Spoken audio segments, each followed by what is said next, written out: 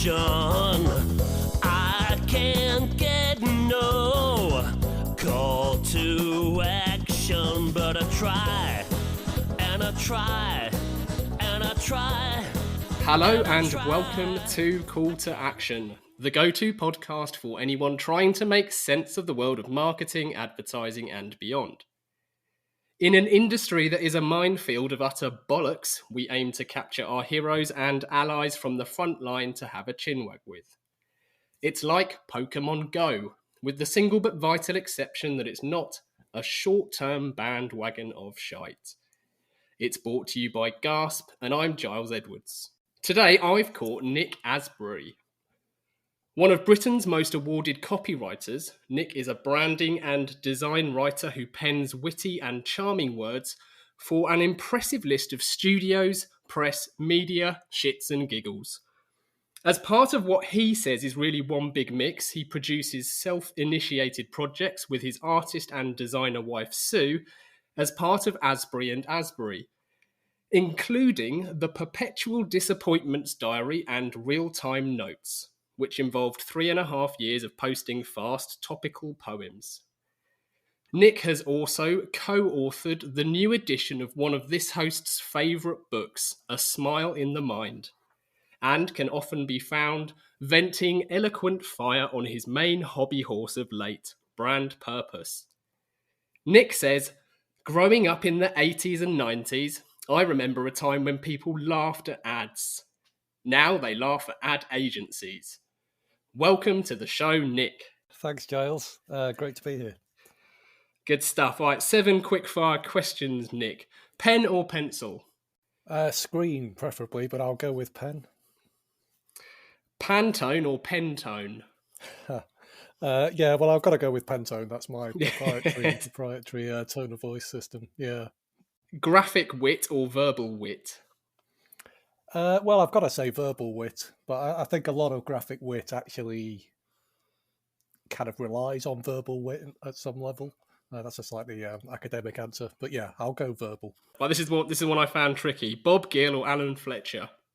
Oh, it has to be Alan Fletcher, really. He's a bit of a hero generally. I mean, they're both legends, really, but yeah, Alan Fletcher, his role in, I mean, not just his work, but his role in kind of starting D&AD and kind of building the design community, writing The Art of Looking Sideways, brilliant writer as well as designer, I think. So, yeah, Alan Fletcher all the way.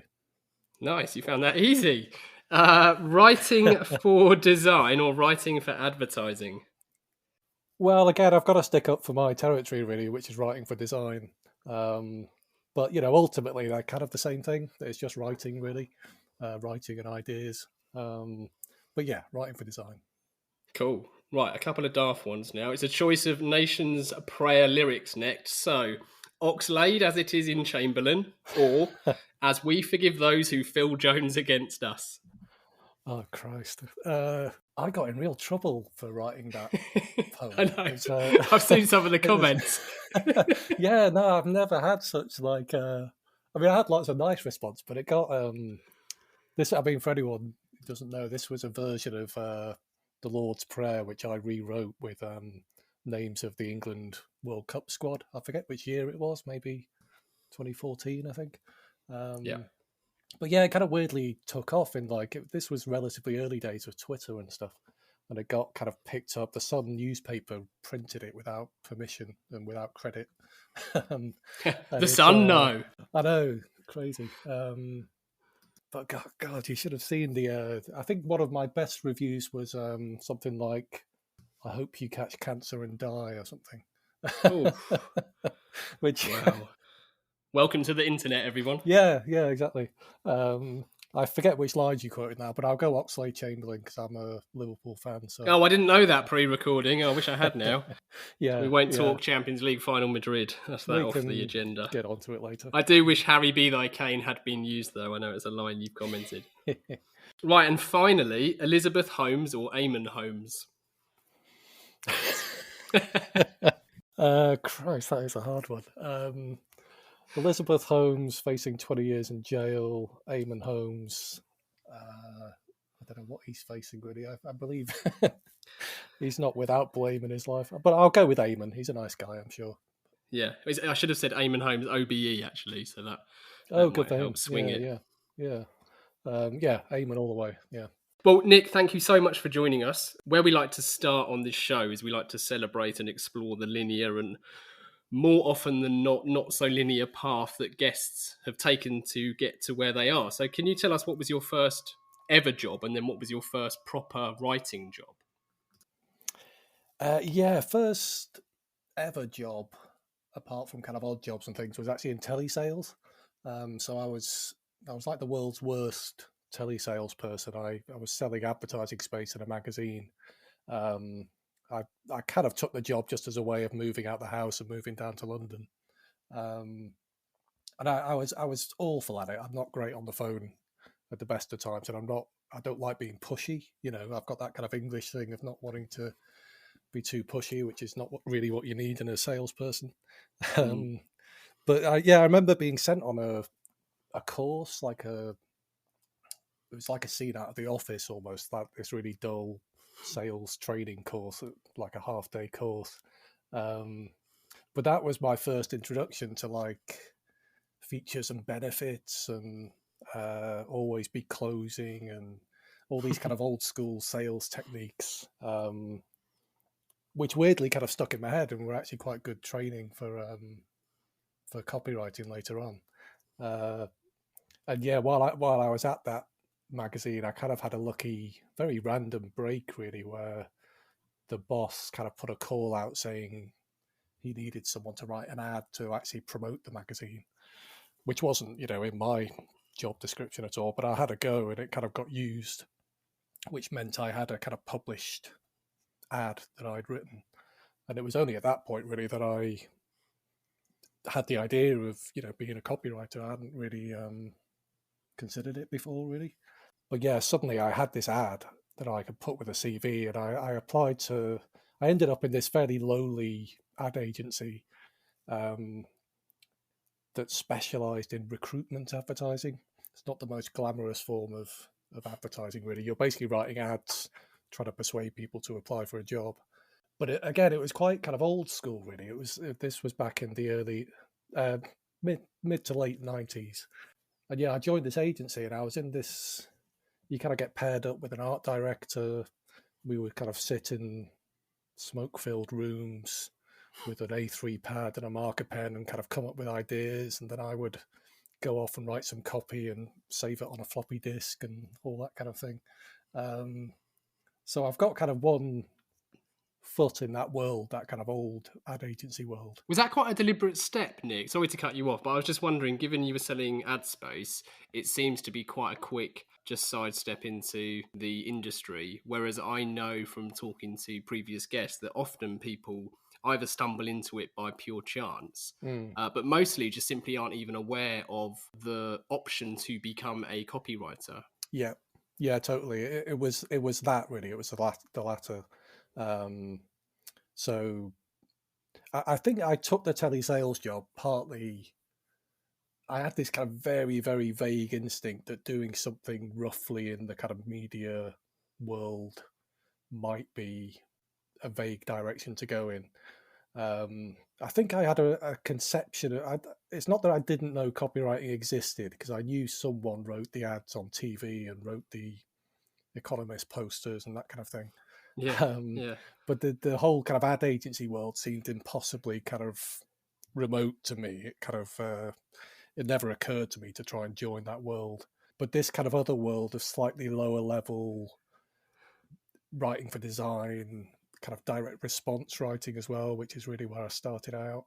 I didn't know anything about that world. It really was happenstance, that my boss put that call out to write an ad. If that hadn't happened, I don't know at what point I would have discovered copywriting. I think it probably would have happened eventually, but it is kind of scary looking back how much relies on, random chances coming your way. Yeah.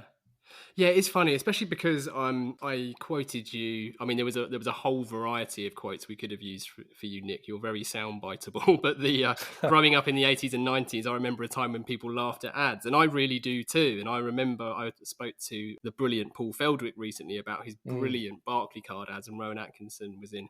And I remember just enjoying ads, and yet for some reason, I never really considered that there were people behind the ads. I mean, I might just be an idiot, but I remember really struggling to make that link to even considering who did the ads and how do I get into that. Yeah, I think I was kind of similar, but I guess if anything, I had this idea that it was all people in kind of 80s red braces and, pinstripe suits or something, kind of in Soho, kind of, I don't know. I had a very kind of 80s conception of advertising in a way. I just thought it was a very amoral, slick commercial world that didn't seem like a particularly cool profession to go into in a way. Yeah, I always kind of recoiled from it a bit, I think. Even though I remember admiring ads during the 80s a lot. I remember the Independent newspaper launching. I'm not sure what year that was, but they had that line, "It is, are you?" Which I remember staring at it kind of on my way into school and just thinking, that's clever. That's just like 4 words, but it kind of says so much. Yeah. So yeah, I was kind of noticing ads, but it definitely didn't occur to me to be the guy writing that ad, at least not until much later. And then, so for how long were you sat with your art director in a smoke-filled room with a marker and a pad? How long did that go? That went on for about a year, I think, and then I kind of happened to meet another couple of freelance writers, who were just starting their own company. Again, this was a fairly lucky break, really, but I kind of got along with them, joined them right at the beginning, and we kind of ended up building this quite unusual agency, unusual in the sense that it was run by writers, which you don't tend to see very much. And we grew into this team of about 5 writers, about 4 or 5 designers and a couple of account managers. And we were there was a lot of direct response work we did. We ran kind of direct mail accounts for a few charities. We were around in the kind of .com boom. So we did lots of branding work for .com brands that kind of disappeared a year later. By coincidence. Yeah. Oh yeah, totally. But yeah, I was there for 5 years, and it was actually really good at that age. This was in my kind of late 20s, to be, just seeing the whole way in which an agency business operates, having to pitch for work and hire and fire people and all that kind of, all the day-to-day stuff it takes, the kind of financial stuff of running an agency. And it was interesting to see it all, but I realized I really wasn't that good at any of it apart from the writing side. So after 5 years, I, left and became a freelance writer, and I've basically just been that ever since, really, working kind of mainly in branding, design, as opposed to advertising. And I think, as you said earlier, kind of generally trying to mix things up as well, so that I'm always doing my own stuff as well as client commission stuff. Yeah, I find it really helps to keep a kind of lively mix of work. Otherwise, you get kind of bogged down quite easily. Yeah, no, for sure. And it sounds really refreshing and wonderful. And I'm almost inclined not to try and interrogate that point that you make about it all being part of one big thing. It's all just writing. But it's kind of my job to try and dig into it a bit. So I know you differentiate between writing for design versus writing for advertising. How would you describe that versus writing for advertising? How is it different, and how is it ultimately the same? I mean, I think first of all, to kind of define what it is, what writing for design is, I think it's basically like everything brands do that isn't a big poster or a TV ad or something. It's all the other stuff. So, writing a website, doing the kind of branding stage of a project. So at the early stages of defining a brand, you might write a kind of narrative that defines that brand. You might kind of help define a kind of tone of voice or a kind of written personality for the brand. Yeah, doing doing kind of packaging, copy, and that kind of thing. It's all the stuff that isn't advertising, basically. But I think that the real difference between the two, like, jobs is kind of structural, really. I think in advertising, I've always thought advertising kind of had the right idea, really, because they do pair up an art director and a writer, and you sit in the same room and you kind of merge your brains. You kind of come up with ideas together, and sometimes the headline might do most of the work, sometimes it might be the visual, but what matters is the idea, really. And it's kind of weird in the design world. It doesn't really work like that. You tend to have design companies who may not have a single writer in the company, but they outsource the writing. They get someone like me to come and work on particular projects. So just in that kind of structural sense, it's quite different the way it works. But you're really aiming to achieve the same thing, where it feels like a seamless process, between the words and the pictures. You don't want it to feel like the designer's been doing one bit over there and the writer's doing his bit over here. It should feel like this single act of communication, because when, if you're just a member of the public looking at a poster or something, you're not kind of looking at the design first and then reading it. You're seeing it all as one thing, and I think that's how you should try and create it as well. Yeah, it's something I've wrestled with myself personally, and I've definitely brought it up on the show before, the idea of and it's seen as a criticism, and sometimes fairly so, of designers, say, in the advertising industry, who are effectively more, say, stylists or frustrated artists. In fact, I think it would be fair to say.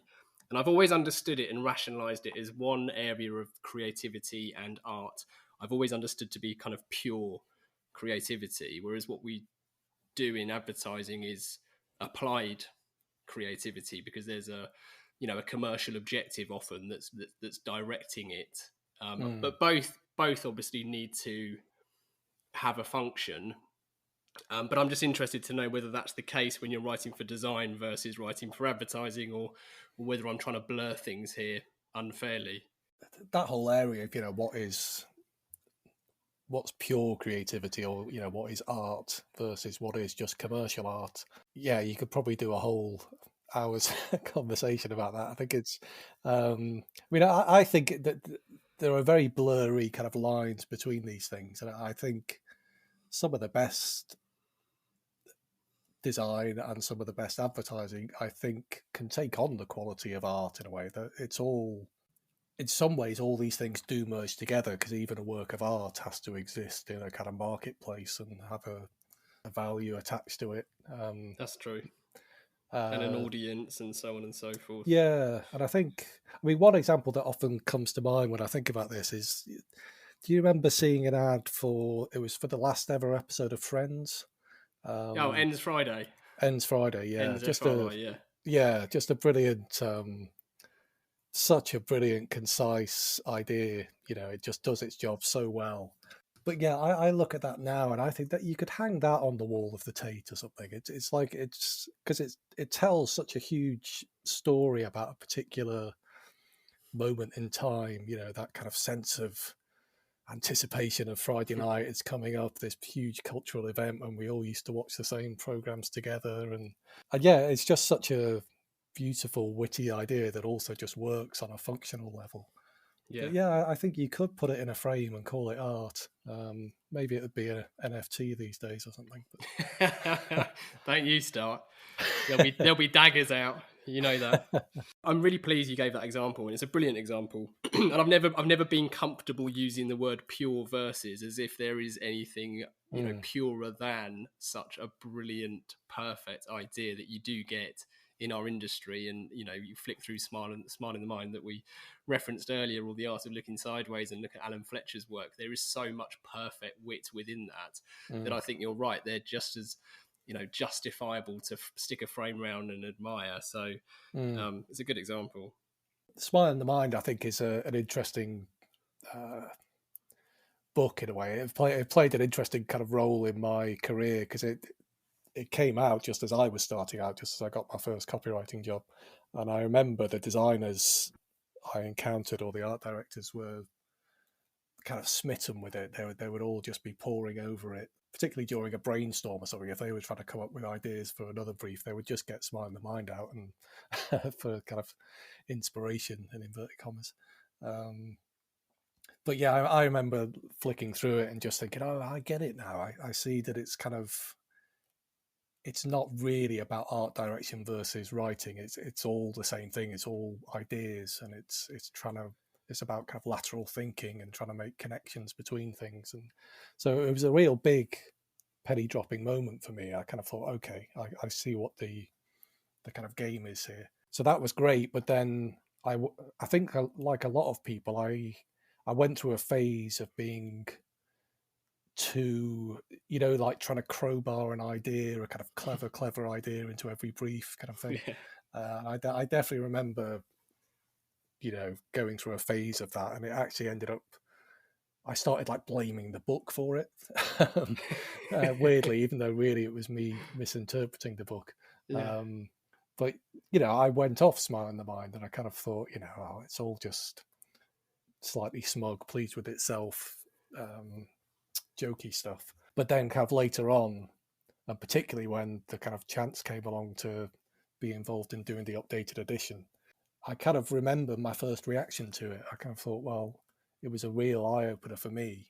And I hear so many other people saying it was exactly the same for them. It was the first thing that, turned them on to ideas and that way of thinking about creativity and stuff. So I kind of thought, yeah, that it is a book that should live on, and it's kind of a misunderstood book, I think. So yeah, it was really cool to be involved in bringing it up to date, really, and kind of showing that wit isn't just some clever little invitation to a party or something. It can actually be a massive branding idea that's worth millions. It's all about, as I say, kind of lateral connections and just thinking about a problem in a new way, and that can be a massively powerful commercial thing. Sorry, that was a long Smile in the Mind pitch there, but no, I could listen to people talking. I mean, as you know, it is genuinely one of my favourite all-time books. And it was a complete game changer for me. I think it came out when I was doing my or a couple of years before I did my foundation at Kingston, right? And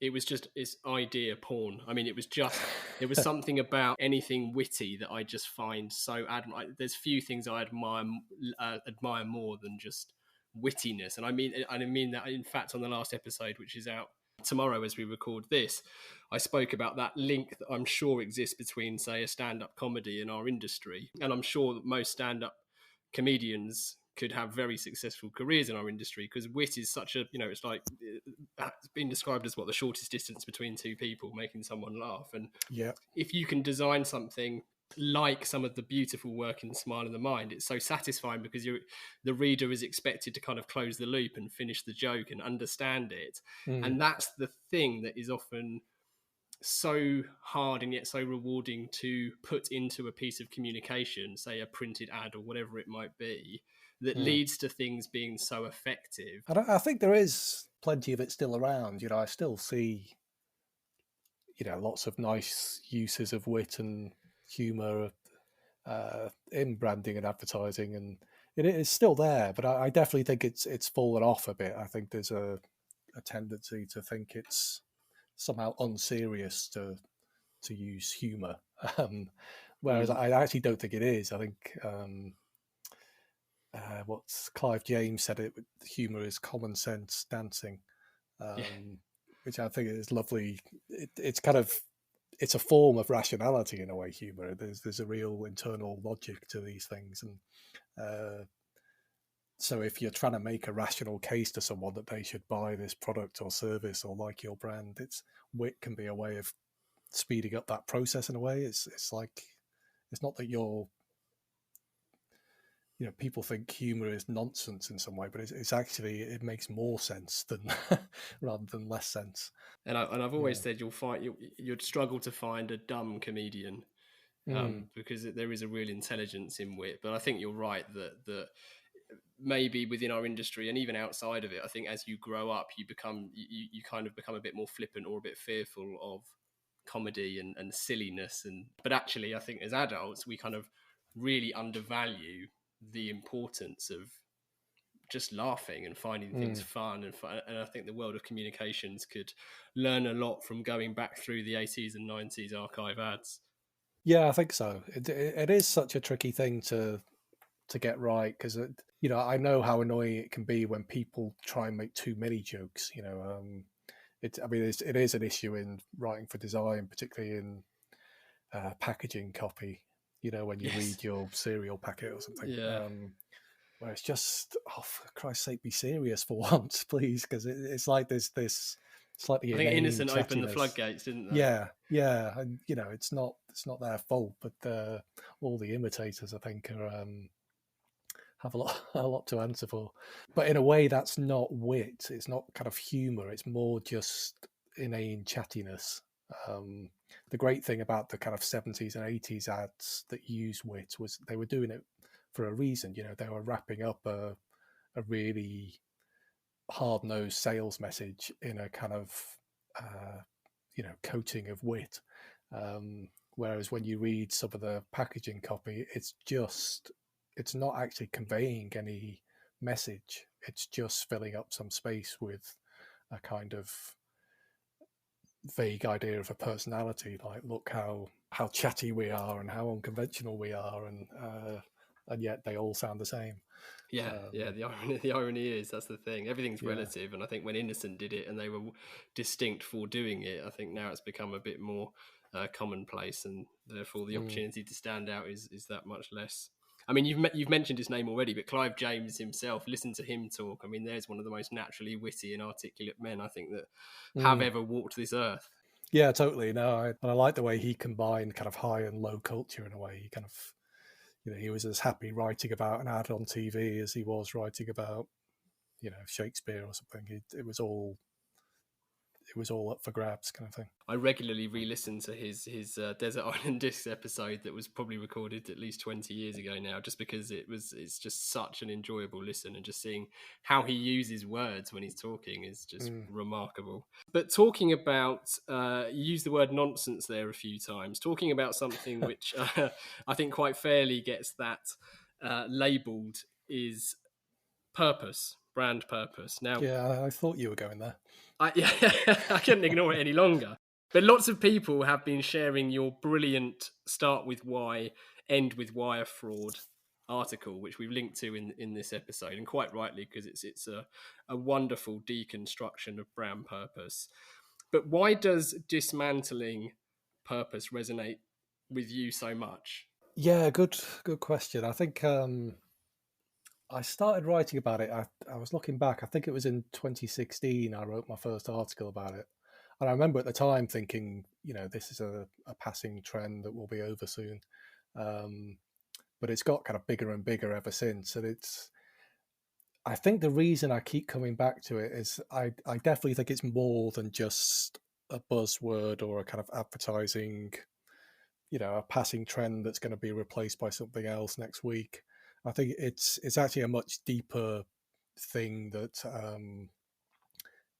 has big consequences in the corporate world and in the whole way that it goes into pretty deep questions about what role should businesses play in society, and how can advertising and branding play a positive role in that. And it's kind of because I care about those things and I care about the kind of ethics of business.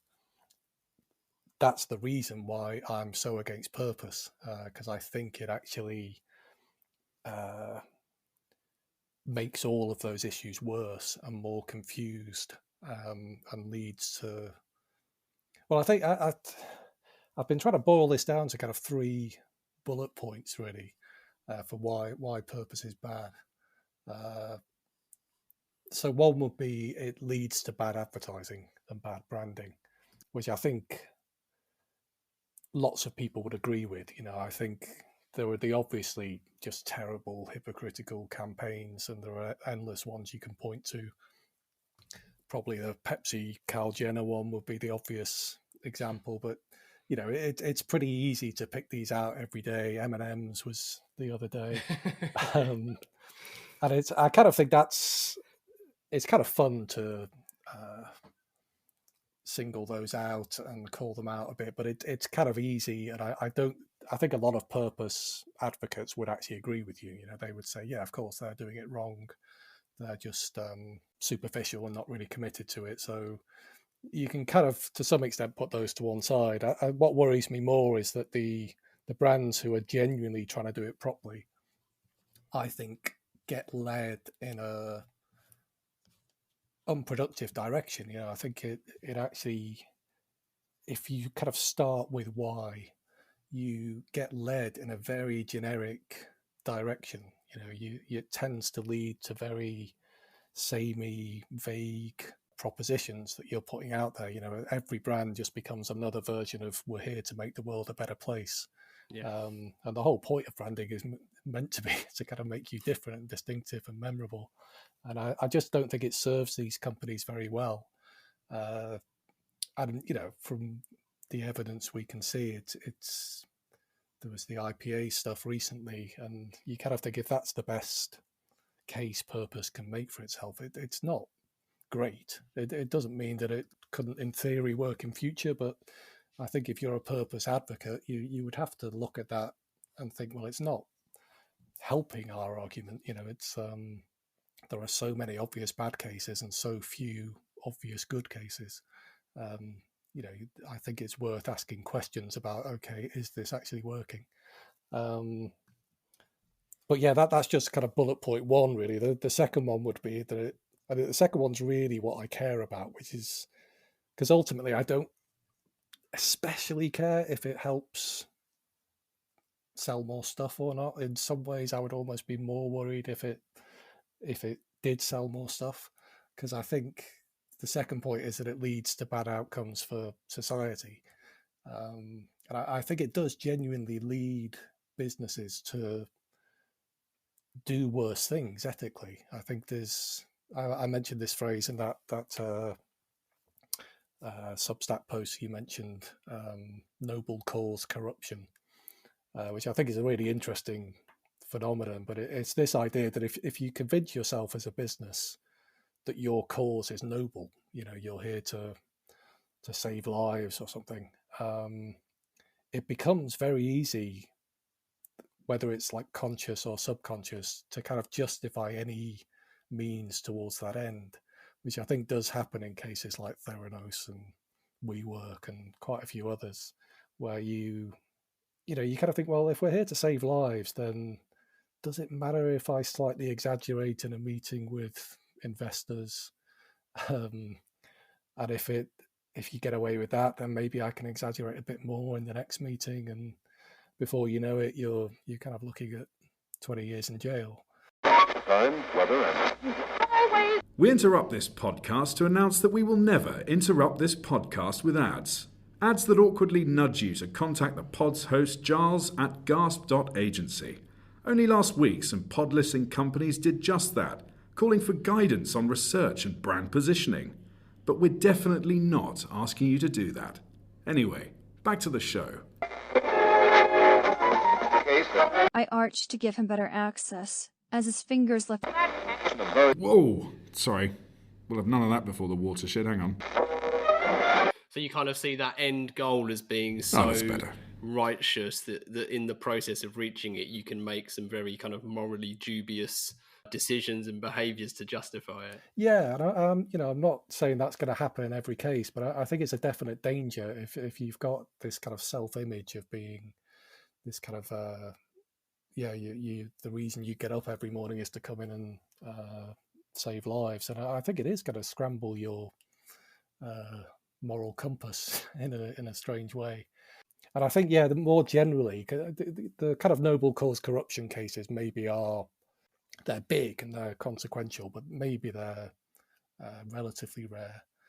But I think what's a lot more common is that it just, for any business, if you're thinking about the kind of ethical decisions you have to make every day on a small scale and a big scale, I think it confuses those decisions if you frame it as purpose. I think, to me, it seems so much clearer in a way to say, well, look, what's our purpose? What are we for? well, we're for profit, because there are things called for profit companies and there are things called not for profits. And then that's, it kind of sounds like a reductive thing to say, but I don't think it is. I think you can say, yeah, we're a for profit company, but we also want to make sure we do it responsibly, ethically, sustainably, and so on. And then that's where you get into the whole nub of it, which is, okay, we need to recognize sometimes those things are going to be in tension with each other, and it's going to be hard. All our incentives are lined up in a way that's about generating profits and keeping shareholders on board, and so you've got to recognize that and then say, yes, but we also want to be responsible and ethical. And you need to wrestle with those things and realize, you've got to be on your guard, because if you're not, you might do some shitty stuff, Whereas I think what purpose does is it kind of says, hey, there's no problem here. You don't have to wrestle with these things. Purpose and profit go together really easily. And actually, you're the good guys. You've got this great purpose. So the more profit you make, the more you're serving that purpose. So kind of chill out. Don't worry about ethics too much. I think it has this counterintuitive kind of effect of actually making you less worried about your ethical responsibilities. And it's a really tricky case to make. I've tried to articulate it there, and I can imagine some people are thinking, maybe. But I'm going to keep trying to make it and keep trying to nail it, I think. Because I do think it's happening. It's out there now. Purpose is this big meme that's out there in the world, and it's causing bad things to happen.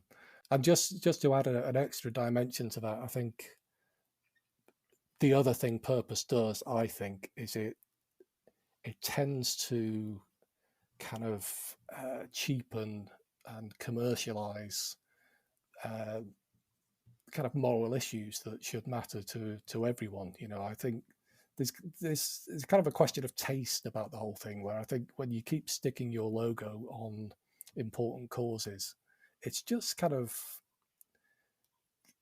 tasteless and kind of demoralizing, and just this idea that doing good in society always has to come with a kind of logo in the bottom corner and a sales message subtly added to it. I don't like it, and I kind of instinctively resist it, really. And just to finish the thought, I think that it kind of leads into the third bullet point, which would be, I think all of this on a kind of grand scale is about corporate interest taking over the kind of social and democratic realm. So it's issues that ought to be decided by democracy and discussion and, one person, one vote, instead of getting decided by whichever companies have got the biggest kind of market power. So you've got your BlackRocks and Unilevers, who no one's elected them, but they're making hugely. I mean, they're proudly saying that they're going to make all these huge interventions in society and push things in a certain direction. And as I say, no one's voted them in, and no one can vote them out. And I think it's really dangerous to go along with that. It's tempting to go along with it, because I think a lot of people on the left kind of think, hey, these guys are supporting our causes, our favorite causes, and it's tempting to kind of go along. But I think it's a mistake. I think all of this is, it kind of staggers me that we're only about 10 years on from Occupy Wall Street and that whole moment when everyone was turning against, rightly turning against the excesses of the corporate world. And now suddenly the same companies have reinvented themselves as, our saviors, our moral heroes. Got like HSBC all over the high street telling us we're not an island or whatever it is. It's kind of a masterstroke by some of these companies, I think.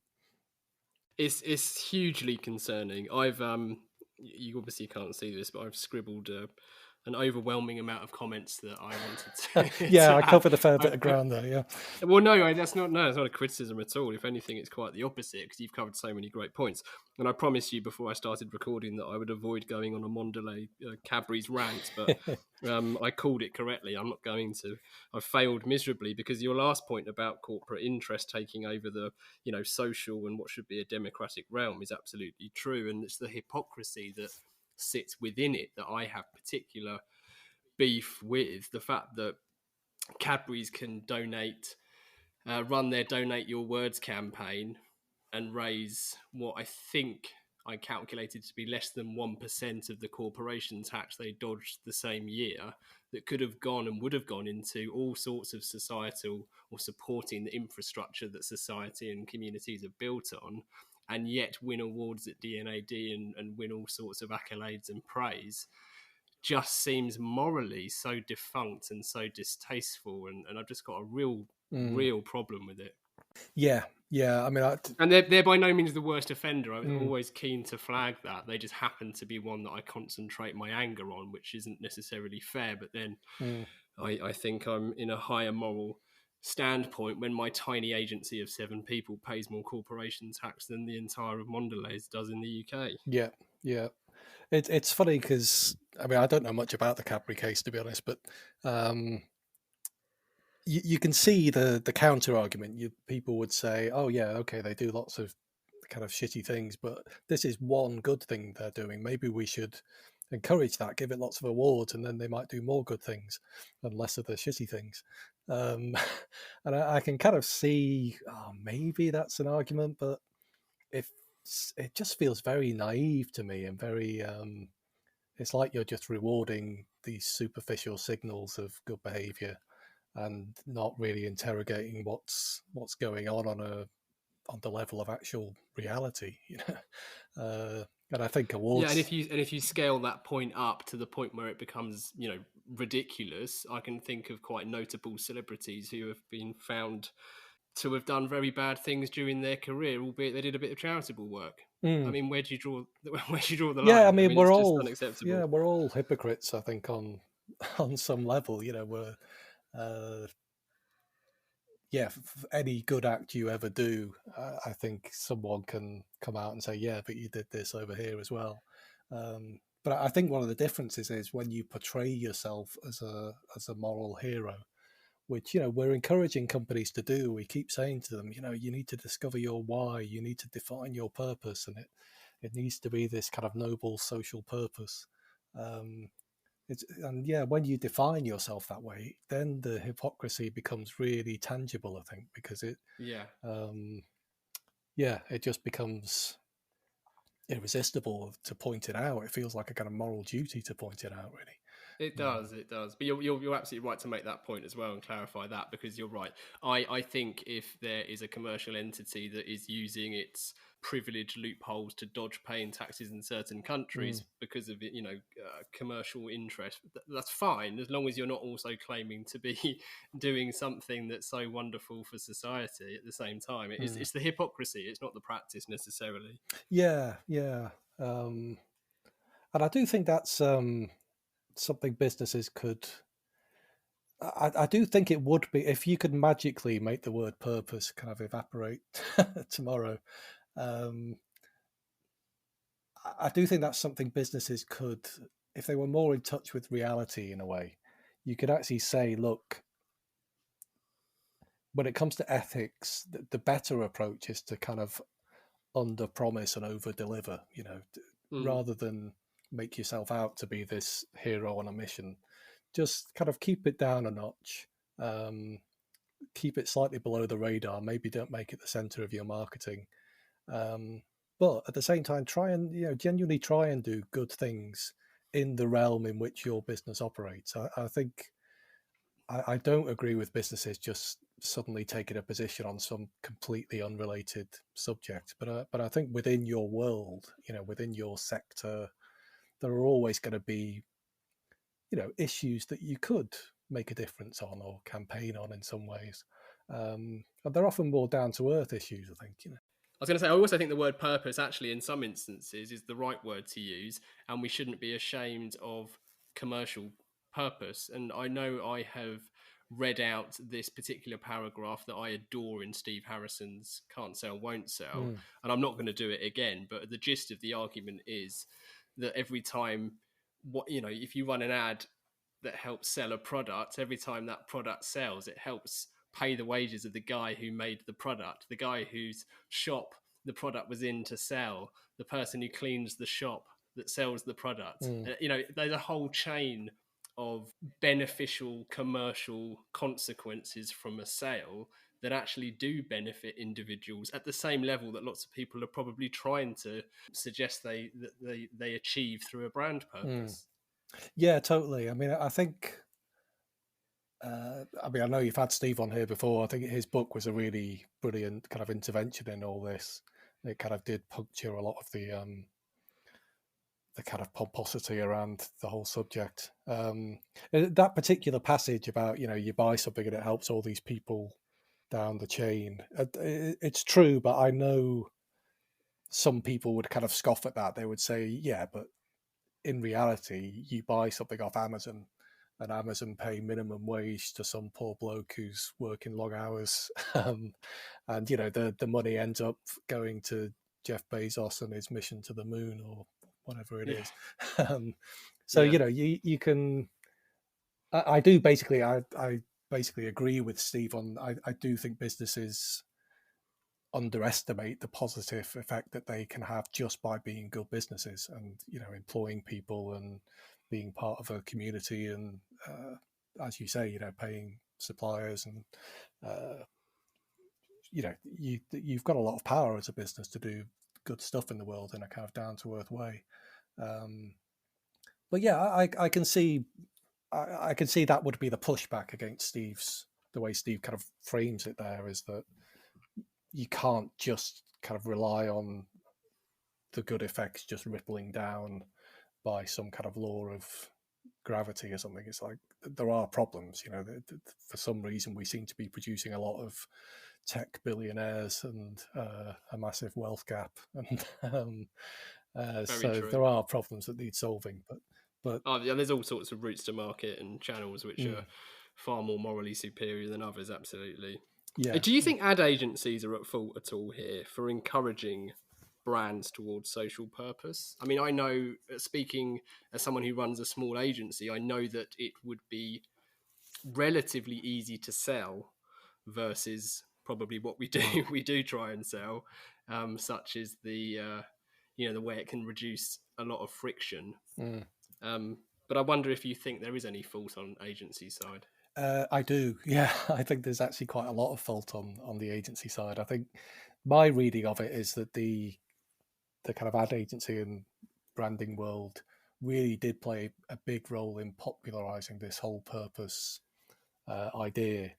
And weirdly, actually, I think a lot of people in advertising have moved on from it. They actually roll their eyes a bit and think it's a bit old hat to talk about purpose these days, because I think people in advertising generally are always keen to jump onto the next trend. And it's suggesting we're all magpies. Well, we are partly. But it's like the biggest fear of anyone in advertising to be seen as somehow behind the times. You've always got to be up with the latest thing. And I did get some reaction when I wrote some of these purpose posts recently. I remember an advertising planner saying to me, "Oh, we were talking about this years ago. Why are you still writing about purpose?" But I think the thing is, even though ad agencies have moved on, the idea that they helped to seed has just exploded in the corporate world, and it's never been bigger. And I'm not sure everyone's. It's partly what I'm trying to do in these Substack posts is alert people to the bigger stuff happening in the corporate world as a result of all this, because now you've got, instead of some ad agency talking about purpose, as might have been the case a few years ago, you've now got Larry Fink with at BlackRock, who manage $10 trillion in assets around the world. It's a huge portion of the kind of global economy that they steer. And yeah, Larry Fink is sending out his letters every year saying purpose is the only game in town, and if you want, funding and investment from us, that's you have to toe that line, and it's become a huge kind of political issue. But my kind of positive outlook, I think, would be that having helped create the meme in the first place, I think the advertising world and the kind of design and branding world can actually play a very good role in dismantling the meme and kind of developing some kind of immunity to it, because I think we are quite good in our world. I think of the kind of ad agency world, the creative world, we're quite good at coming up with ideas and spreading them, and I think we did. I mean, it's not that purpose came solely from the advertising world. It was kind of a bigger thing in the corporate world as well. But I think we did play a big role in making it cool, making it trendy. Because, as you were suggesting before, it's quite an easy sell to clients. If you tell clients, hey, you guys have got this amazing purpose, you're great. And you can make lots of money. You don't have to make any compromises. You can still keep, all the perks you had before, but you can also get to have a halo as well. And in some ways, it's no wonder clients lap that up. It's bound to make you feel good. Exactly, and actually, I think there's another point there, which is it's definitely easy to sell, but I don't know if it's easier to sell as it is as the client side, harder to say no to, because you don't want to be the guy saying no, totally. I don't want to do something good. Yes, yeah. I think that's part of its power as a meme, really, is that it is hard to speak up and say, yeah, I don't think so, though. It's because I find it very hard when I'm making these arguments. I feel like I keep having to come back to, look, I'm not against doing good things. I'm actually very much for doing good things, and I'm sure it's the same for clients in these meetings. It's like it's hard to speak up and say no, purpose isn't the way to do it, without sounding like you're some kind of cynic who's only in it for the money kind of thing. It is a hard thing to separate out. It is. Funny enough, we had a wonderful guest, Thomas Colster, come on the show a few months ago, and I won't lie, and I don't mind him hearing this, but I was actually slightly concerned about recording the episode prior to us doing so, because I thought, oh no, me and Thomas are really going to disagree and clash. But actually, and going back to the first of your 3 bullet points that you made earlier, he said exactly the same thing, and we were much more on the same page than I ever anticipated. It was a wonderful episode. And he made the same point about it leading to bad advertising. And I'm sure he also suggested that hypocrisy that we've touched on, the other almost kind of passive negative effect of that is it's therefore only short term, because if it's done for short term commercial gains, i.e. it's seen as a trendy thing to say and do and increase your sales, then the business that's making these claims is unlikely in it for the long run. So actually, it's not even as if they're going to follow through and deliver on this purpose. And it just made it even seem even more bitter than I had anticipated. But you're right, leading to bad advertising, basically, or bad practice. Yeah, no, I listened to that episode. I thought he did talk a lot of sense, Thomas Colster, I think. And I think one thing that I liked was him saying, rather than making yourself the hero as a brand, try and think of yourself more as the kind of enabler in a way of what the customer wants, which I think is a better way round of thinking about it. I still slightly shift uncomfortably because I feel like he's trying to keep the purpose idea alive in a slightly different form. Whereas I do firmly believe it just needs to go, and I think everything becomes clearer once it does. But I've always said I think there are very sincere and smart and well-intentioned people on the other side of the argument. And it's not even 2 sides, it's kind of more complex than that. But people like Thomas and others, I don't question at all their sincerity in wanting to have a world where advertising and business and all of it is playing a better role.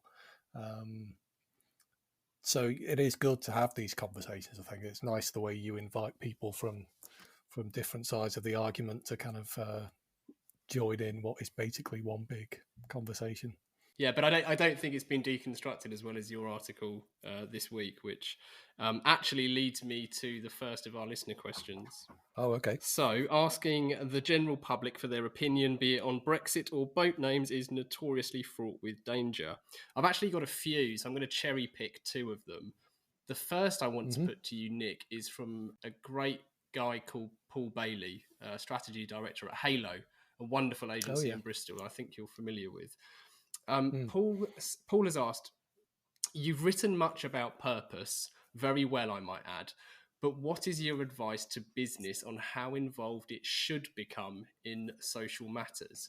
Are we able to draw a line between the social, economic and cultural spaces, or has the merging of spaces become permanent? Yeah, that's a big one. I mean, in terms of how businesses should become involved in social matters, I kind of think, you are involved in social matters, whether you like it or not. All businesses operate in society, and you're going to come up against ethical questions every day in the line of just doing your core work. I think generally businesses should care about things that directly touch on their core work, and you should be, trying to. I mean, just to give an example, I think if you're a design agency or an ad agency, there's a long-standing issue with a culture of long hours, working late, pulling an all-nighter before a pitch, that kind of thing. That's an issue, a kind of social issue that directly touches your work and something you can actually do something about. And it might be tricky, it might get in the way of, you might be worried that it's somehow going to affect productivity or something. But, it's an issue you can grapple with. And I think it's more meaningful than trying to take a stance on, Israel, Palestine or something. It's, I just think try and stick to what directly borders on your business. That would be my general advice. Focus on what you can actually have an influence on. Yeah, it's a really good answer. It's a really good answer. I mean, there wasn't necessarily a second part. Only Paul mentioned at the end, has the merging of spaces become permanent? And I suppose I remember talking to Bob Hoffman a couple of years ago now, and we were talking about how ad tech has kind of bled into society and culture to the point where it is.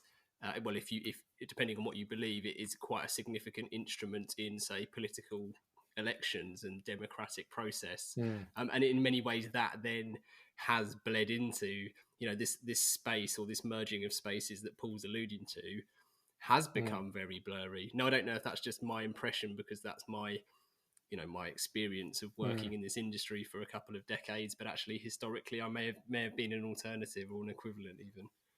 It's hard to know. Yeah, I mean, I'm not sure how much it's kind of a new thing, this kind of merging of spaces, but I definitely think it's a problem and something to be resisted in a way. I think, it used to be, certainly, when I was growing up, I think most people on the left would say we want to keep big business out of politics. That was kind of taken as read, that you would want to do that, have this kind of separation between the commercial realm and the democratic realm. Whereas now it feels almost the opposite. It's like the left in particular, which I consider myself part of, wants big business to ride to the rescue and be the, almost take over what the stuff that we used to leave to politicians. And you can, understand it in a way, because politics has been pretty messy lately. But I think it's a mistake to think that we should therefore leap out of that frying pan into the big commercial fire. Yeah, great answer. Oh, and actually, this segues quite nicely into our other question from Andrew Spurrier, Dawes, ASD, who is an alumni of Call to Action and a good friend, as is Paul. He says, has there always been trendy topics like the rise of purpose, start with why, Gary V, etc., or is this a modern phenomenon? And if so, why has it happened? I would say it's not a modern phenomenon, really. I think you mentioned Paul Feldwick before. I think I've got his book Anatomy of Humbug on my desk, and I think that's a really good, if you want just a kind of short read about the history of advertising, I think it's brilliantly accessible. And but the main thing I took from that is that there have always been these trendy topics, if you like, these schools of thought. It would have been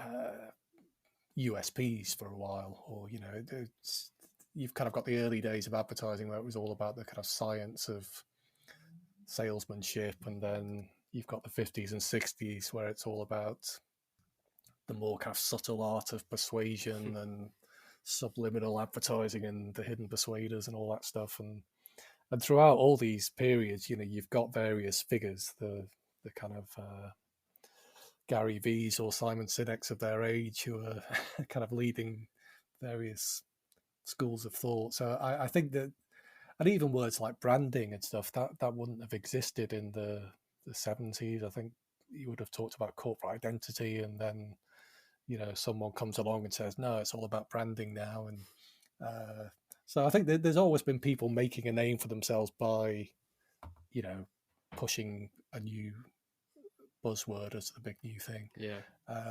Possibly it's kind of accelerated a bit recently with social media and stuff, but I'm not sure it's a wholly new thing. I think it's I would say it's always been part of our industry to some extent, and it's actually really good reading.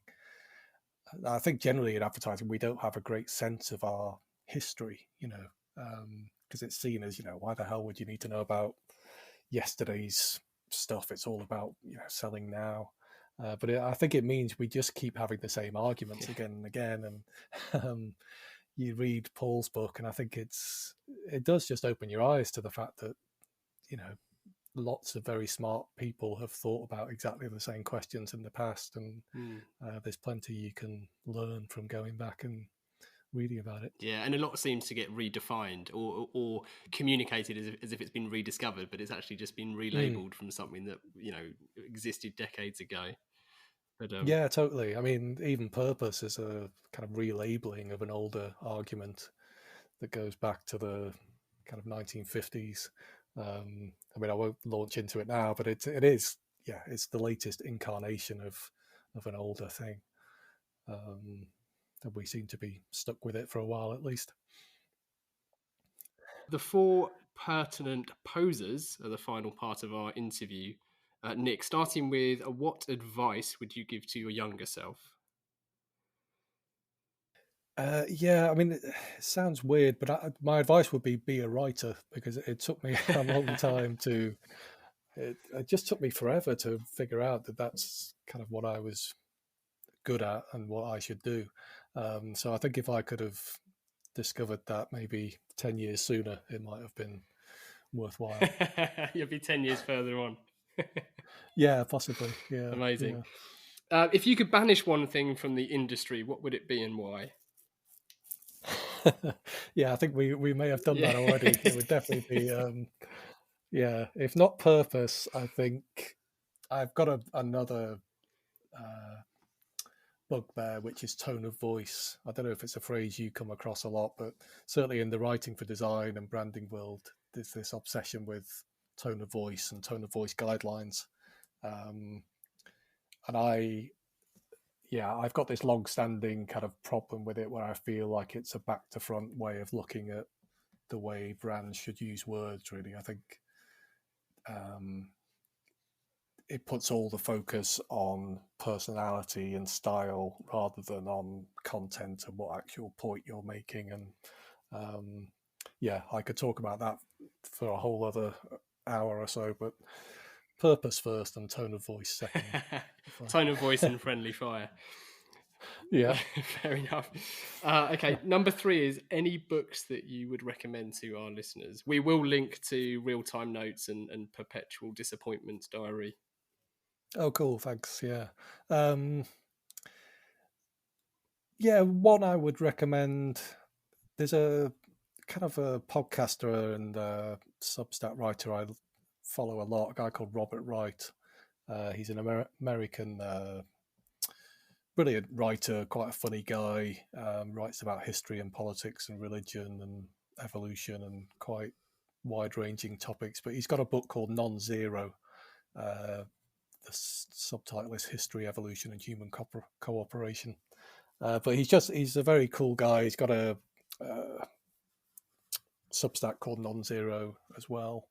And I would just recommend you go and check him out. Really, it's not really related to advertising, but it's related to purpose, because he's quite big on purpose and whether life and whether the unfolding of history is actually serving some kind of higher purpose, which I actually find quite interesting. The irony of a lot of this stuff is I'm quite interested in purpose in the broader sense, in the non-commercial realm.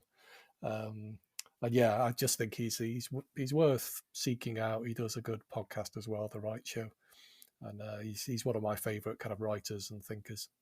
Oh, brilliant. Excellent. That's definitely not come up before, so I will certainly include that. And we'll also link to Smile in the Mind, obviously. Nice. And then number 4, we always dedicate every episode to someone, and we bestow or hospital pass that honour, depending on your view, to our guest, who has to give their reason why. So, Nick, would you kindly dedicate this episode? I thought I'll try and go for someone unexpected. So I've gone with Paul Newman. Paul Newman, the actor? Yeah.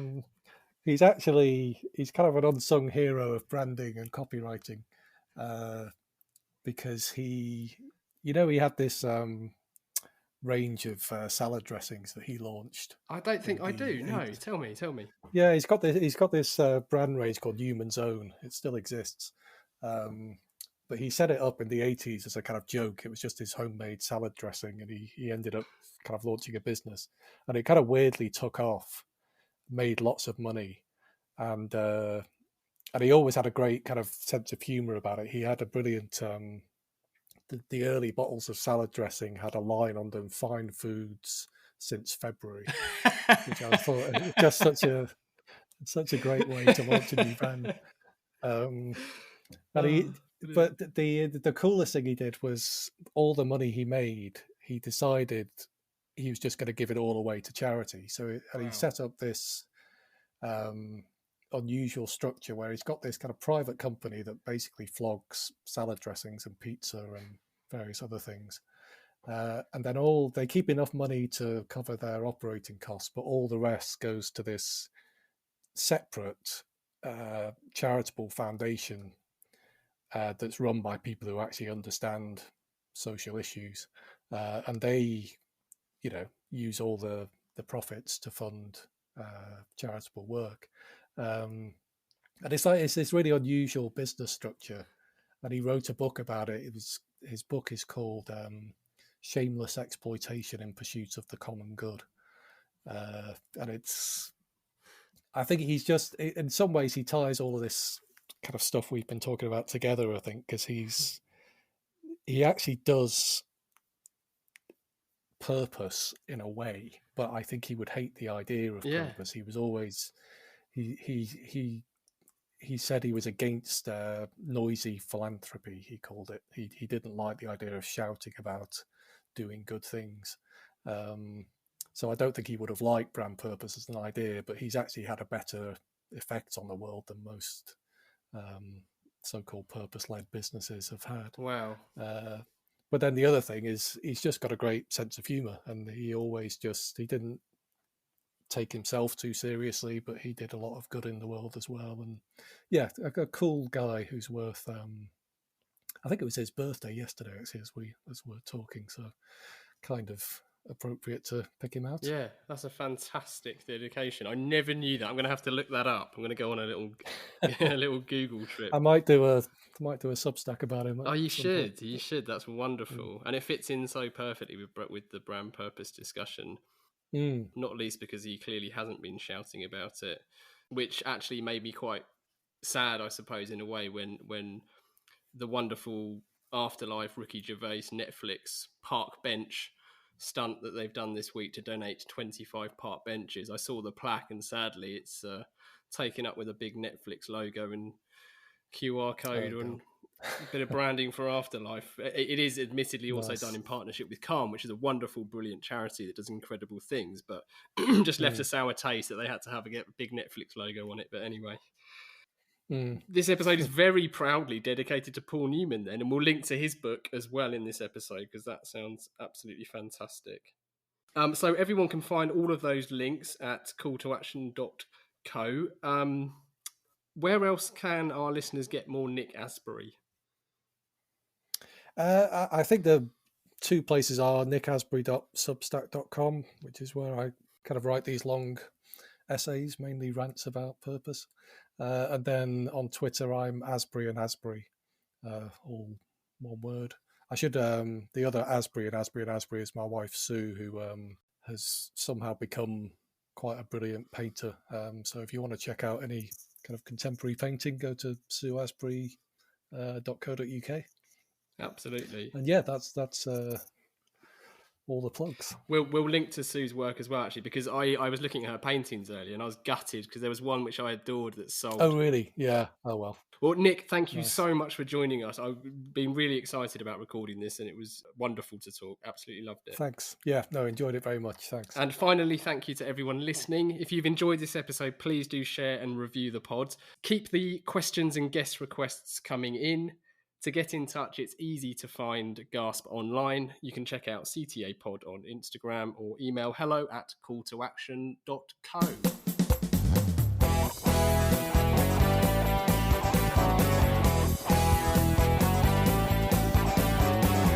I can't get no call to action.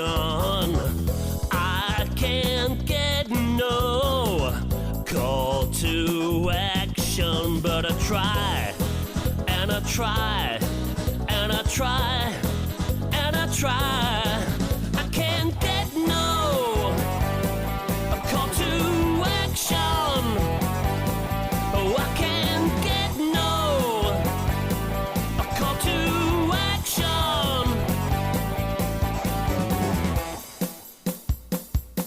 Yeah.